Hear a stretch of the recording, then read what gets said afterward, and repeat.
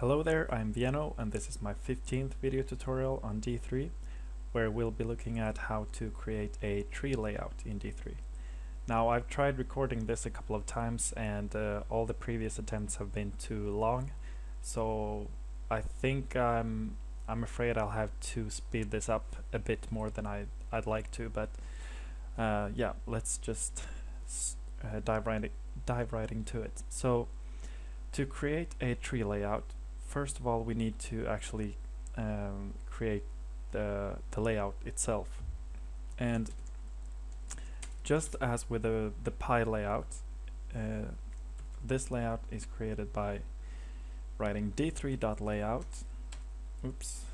layout, and then the name of the layout, which is tree in this case.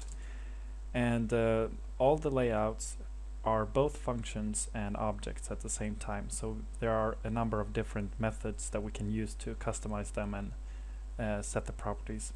And one of the methods that the tree layout comes with is size. So we'll just set the size right now, and you do that within parentheses and square brackets. So let's set it to 400 and 400. Yeah, and I prepared this canvas with a width and height of 500, and everything in it is stored in this in a G element. Right, so we have our tree layout created. What we need to do next is to load our data, which is stored in this mydata.json file. And I showed you how to do this previously, so I won't go into the details, but we'll use a callback function here to set the name of our data. I'll just call it data. And so we have our tree layout. Now we can make use of the methods that comes with it. And the first thing we need to do, or that we can do, is use the nodes method. What the nodes method does is it runs the tree layout and returns all the objects in our data right here. So each of these objects, and yeah, it returns an array of all those nodes, and each of those nodes will, I can show you real quick. If we console log nodes, save, refresh, and inspect console, we have this array of all the objects. And each object has a number of different properties. It has the children, all the children belonging to that node, all the parents, well, the parent, and also a depth property, and an X and Y property. And these are especially important because these store the coordinates that we'll use to place the nodes onto our document. So the next step would be to create the links, that is the path between each node that we took a look at in the previous video. And we'll reference our tree layout again, and this time use the links method. And the links method expects input in the form of well, nodes. So we'll just supply it with the nodes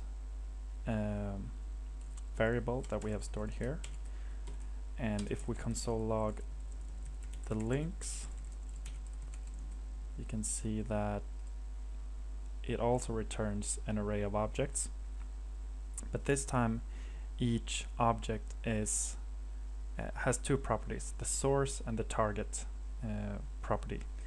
And the source is the source node with these coordinates, so the coordinates of each node, and the target also contains well, the target node with its coordinates.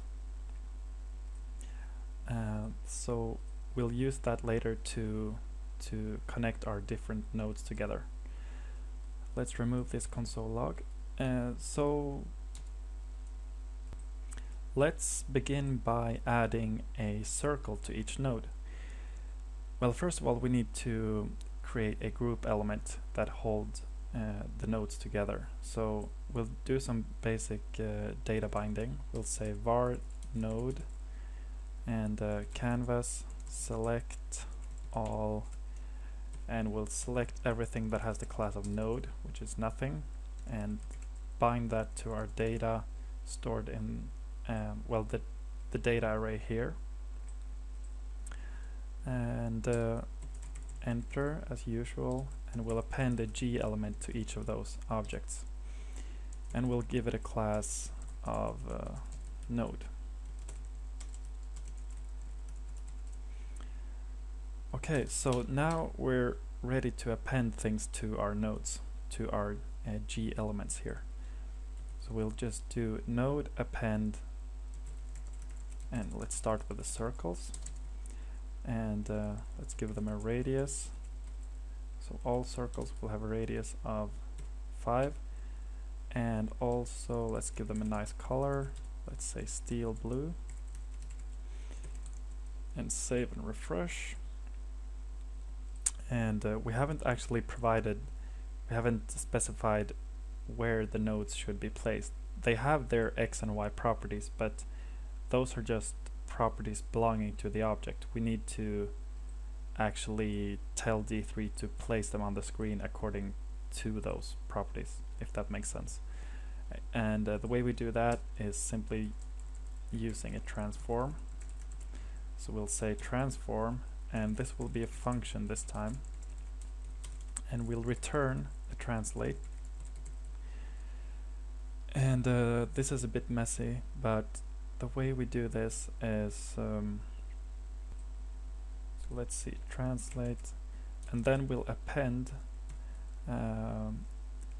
the X and Y properties. So we'll say translate with the X and the comma there, and append the Y property, and let's see, was that right? I think so. Let's save and refresh. You can see that they are all placed out according to their X and Y properties that each object has.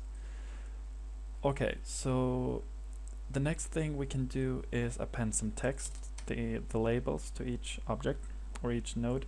So we'll just say node append text, and the text will be a function of our data, of course, and we'll return the name of each object. So if we refresh, we have our labels right there. Okay, so let's add the actual paths that connects all the nodes. We have to do some data binding again, and as I showed you before, all the paths are, well, the links between the nodes are stored in this links variable containing an array of objects with a source and target attribute. So we'll say canvas.select all, and we'll say select everything with a class of link, and the data this time comes from, well, the links variable, and enter and append a path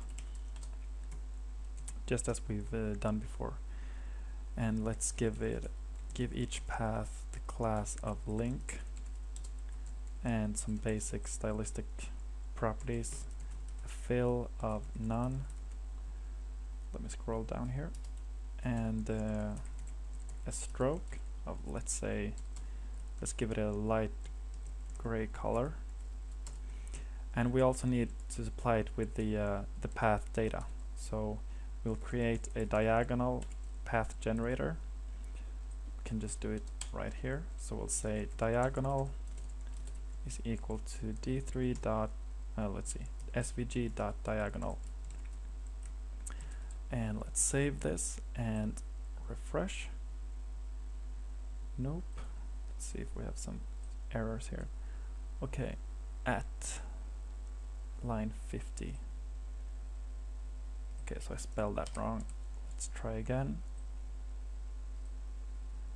Okay, so we have these nicer curvy lines between, well, connecting each node. Let's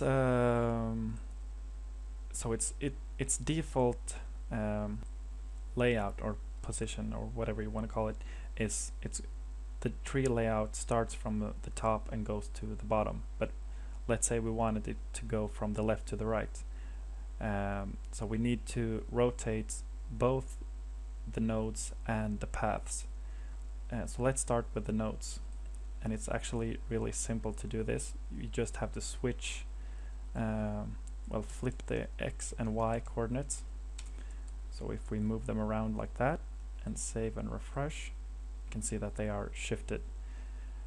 And for the path, we need to use an accessor function to our path generator, the diagonal right here, and that one is called projection, and this simply converts the start and ending points of each object.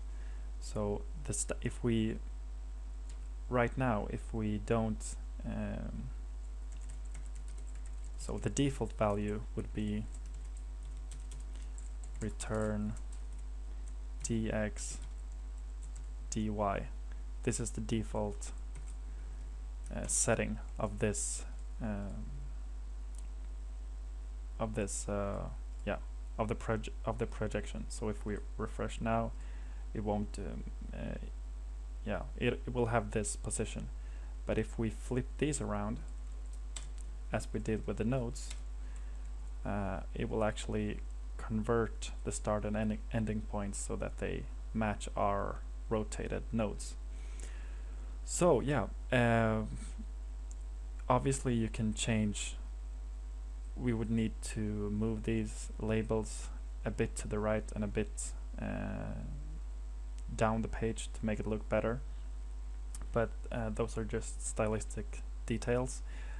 But that's how you create a simple tree layout in D3. So I know this went a bit fast, but I would encourage you to, if you feel a bit confused, as is expected, just play around with this and listen to what I said in this video again, and console log the nodes and the links and take a look at what kind of information they contain, and also read the documentation, and it will become clear the more you experiment with it. So yeah, that's it for now. See you.